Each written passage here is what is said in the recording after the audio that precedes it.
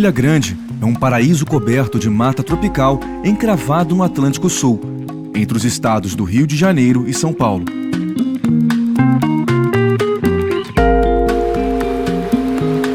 Milhares de turistas visitam o parque estadual todos os anos para fazer trilhas e aproveitar as centenas de praias da região.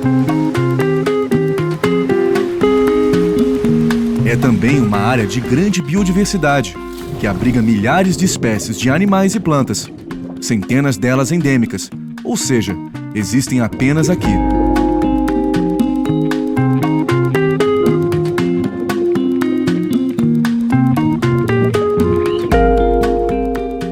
A natureza é um dos atrativos para os turistas, mas eles não são os únicos que vêm de longe.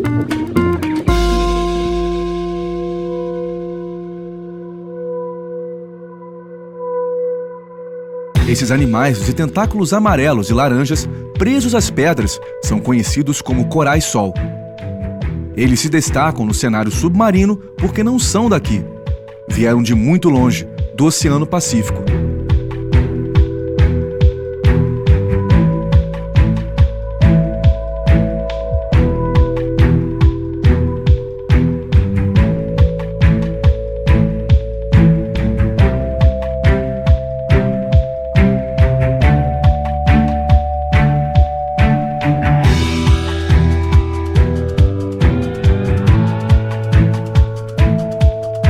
Sem dúvida, eles são bonitos, mas sua beleza esconde um risco sério. No curso de mais algumas décadas, eles podem acabar com boa parte da diversidade marinha, dos costões e recifes brasileiros, transformando tudo num tapete amarelo e laranja. Uma invasão que pode prejudicar desde pequenos crustáceos menores que uma unha até os peixes que vão parar na nossa mesa. Para entender essa ameaça, vamos visitar o marco zero da invasão, a Baía da Ilha Grande, e descobrir como ele chegou aqui, porque ele se adaptou tão bem às águas brasileiras e quais consequências sua presença pode trazer. O coral-sol chegou aqui na Baía da Ilha Grande provavelmente na década de 80, e que são, na verdade, duas espécies. A gente costuma chamar de coral-sol mais popularmente, mas são duas espécies, a Tubastreia tagucensis, que é a mais amarelinha, e a Tubastreia coccinea, que é a mais alaranjada. Uma espécie exótica ou introduzida, a gente também usa esse termo. É uma espécie que ela está fora da sua área de distribuição natural, ela está fora da sua área nativa, onde ela se originou e se dispersou naturalmente. E ela é chamada de invasora quando ela passa a apresentar algum impacto negativo sobre a comunidade nativa ou algum impacto econômico sobre a saúde.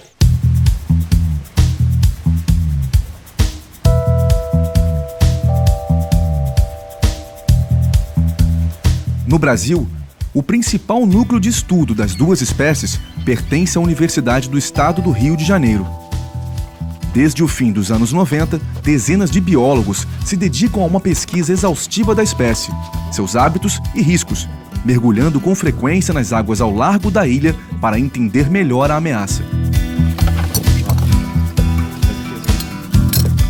Tem alguns lugares que a gente dava para ver uma densidade absurda de coral-sol, assim, por metro quadrado. Você olha, tem alguns paredões que tem muito. E aí você percebe que ainda tem muito trabalho pela frente para a gente poder conseguir controlar essas populações de coral.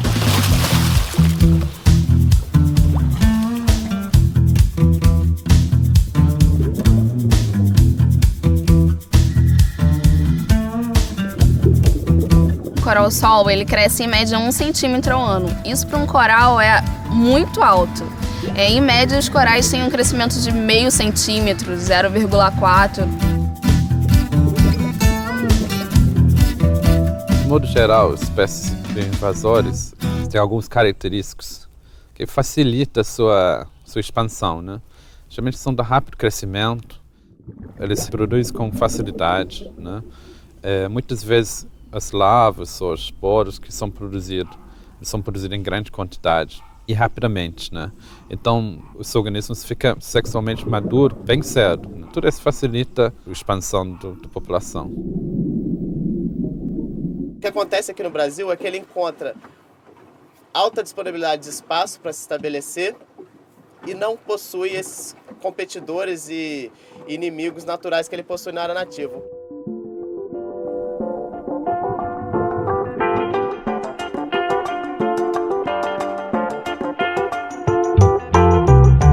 Cada pólipo de coral-sol lança ao mar cerca de 20 mil larvas todo ano.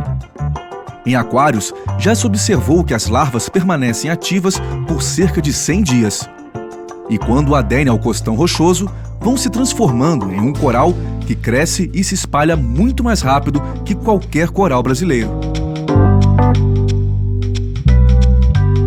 Os costões rochosos onde o coral-sol fez sua nova casa são um ecossistema complexo, condicionado ao ir e vir contínuo das marés. O costão rochoso, ele pode ser dividido em 3 partes, né? A parte de cima a gente chama de supralitoral, que é uma parte que basicamente não tem influência do mar, a não ser por um spray marinho que acaba batendo nessa região e afetando principalmente a salinidade, né, que se acumula na rocha. A partir dessa linha aqui, mais ou menos, você passa a ter o que a gente chama de mesolitoral, que é justamente a parte que, durante a maré alta, ela é coberta de água e, durante a maré baixa, ela é descoberta, expondo esses organismos, que são basicamente marinhos, ao ar e ao sol, principalmente. Por fim, a faixa do infralitoral, que fica inundada mesmo na maré baixa. Encontramos aqui algas, esponjas, ascídeas, peixes, diversos crustáceos e muitos corais nativos brasileiros. É nessa faixa que o coral-sol se instala. Ele ocupa fendas e zonas escuras onde há relativamente menor competição por espaço. Ele só pode se instalar aí porque, ao contrário de quase todos os corais presentes no costão brasileiro, não depende da luz do sol. O coral-sol se alimenta de pequenos animais suspensos na água, conhecidos como zooplâncton. Quando você vê um paredão cheio só de coral-sol, efetivamente, tinha alguma coisa lá antes. O substrato no costão rochoso do Recife de coral está sempre ocupado com alguma coisa. Ou com microalga que está aquecendo um filme, ou macroalgas, ou corais, ou esponjas, ou acídeos, um monte de coisa. O espaço é muito precioso nesses ambientes. Você não vê espaço vazio. Então, quando você tem paredão só do coral-sol, alguma coisa sai do lá. O que a gente tem nos corais, nos recifes mais rasos do Brasil, são poucas espécies de coral em comparação com o Caribe e principalmente em comparação com o Pacífico.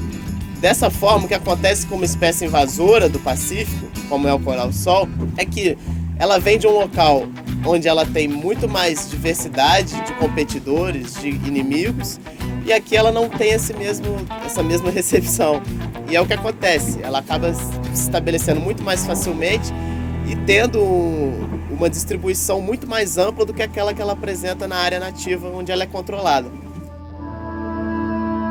Nessa luta por espaço, o coral-sol avança sobre diversas espécies presentes no costão.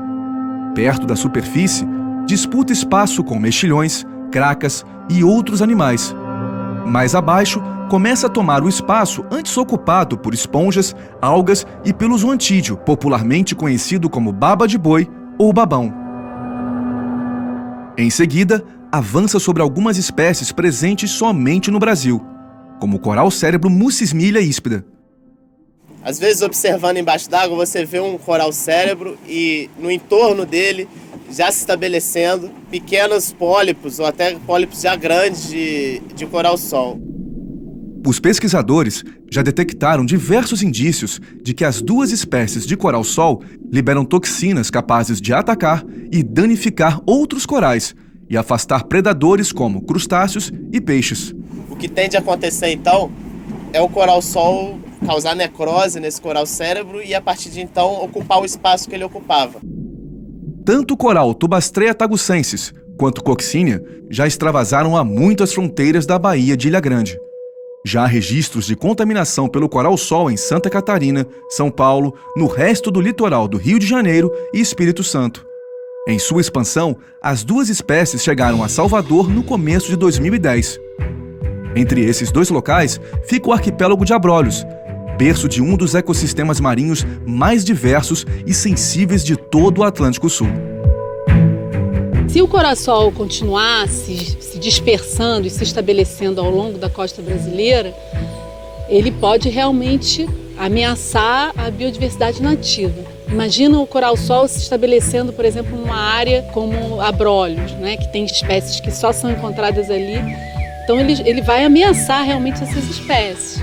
E a introdução do coral-sol ela pode diminuir essa biodiversidade, né, que eu acho que é a nossa maior riqueza. A bioinvasão é uma das principais causas de perda de espécies no mundo. E em ilhas ela pode chegar a ser a primeira. Então não é um problema para a gente deixar passar, é um problema que a gente tem que se preocupar.